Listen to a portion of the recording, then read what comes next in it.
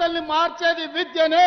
అందుకే విద్య మీద ఈ సంవత్సరం 40,000 కోట్ల రూపాయలు ఖర్చు పెట్టి ప్రతి పేదవాడికి రేషన్ కార్డు, ఇందిరమ్మ ఇల్లు, సన్న బియ్యం ఇవ్వడమే కాదు, మీకు చదువు చెప్పించి మిమ్మల్ని డాక్టర్లను, లాయర్లను, ఇంజనీర్లను చెయ్యాలని ఇవాళ మన ప్రభుత్వం ప్రయత్నం చేస్తుంది. అందుకే 100 నియోజకవర్గాల్లో యంగ్ ఇండియా ఇంటిగ్రేటెడ్ స్కూల్స్ పెట్టడమే కాదు, 20,000 కోట్ల రూపాయలు పాఠశాలల నిర్మాణానికి ఖర్చు పెడుతున్నాం. డైట్ ఛార్జెస్ 40% పెంచినాం. కాస్మెటిక్ ఛార్జెస్ 200% పెంచినాం. రాబోయే రోజుల్లో అడ్వాన్స్డ్ టెక్నాలజీ సెంటర్లలో సాంకేతిక నైపుణ్యం నేర్పి మన పిల్లలకు ఉద్యోగ ఉపాధి అవకాశాలు కల్పిస్తాం.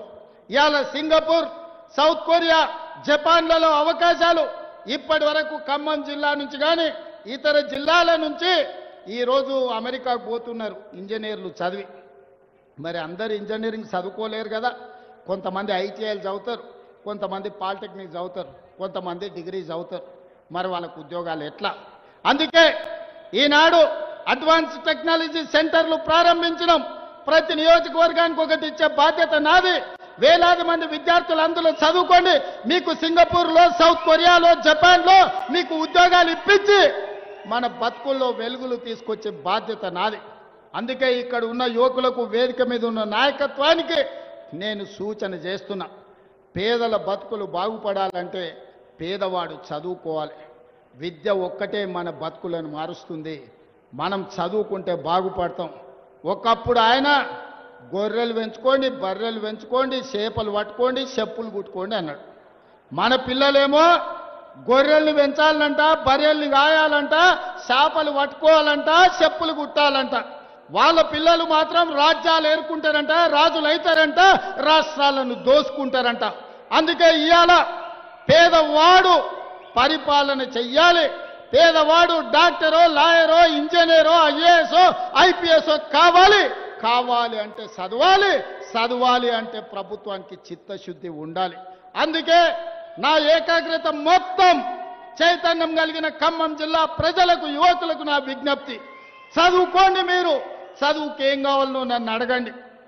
ఎవరో సహాయం చేస్తే బ్రతకడం కాదు, మనమే 10 మందికి సాయం చేసేటట్టు ఎదగాలి. ఆ ఎదగాలి అని అంటే ఇవాళ పేదరికం పోవాలి అంటే చదువుకోవాలి. అందుకే మిత్రులారా, ఏ మంచి కార్యక్రమాన్ని మొదలుపెట్టినా మీ ఖమ్మం జిల్లాకే నేను వస్తున్నా.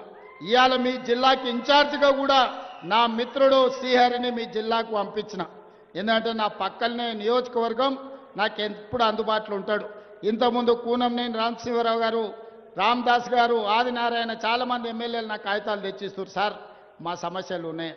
నేను ఎమ్మెల్యేలకు, ఎంపీలకు సూచన, మంత్రి గారు రాబోయే 10 రోజుల్లో నియోజకవర్గాల వారిగా ఈ ఎమ్మెల్యేలను, ఎంపీలను పిలిచి మీ నియోజకవర్గాలలో పరిష్కరించాల్సిన సమస్యలు ఏమున్నాయో మీతోని కూర్చొని చర్చిస్తాడు. ప్రతిపాదనలు తెస్తాడు. కలెక్టర్లు, అధికారులతో మాట్లాడతాడు.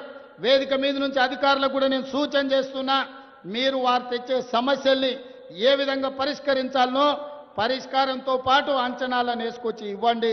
ఖమ్మం జిల్లాను అభివృద్ధి చేసే బాధ్యత ఈ ప్రభుత్వం తీసుకుంటుంది. ఈ జిల్లాలో 3 మంత్రులు ఇచ్చినాం.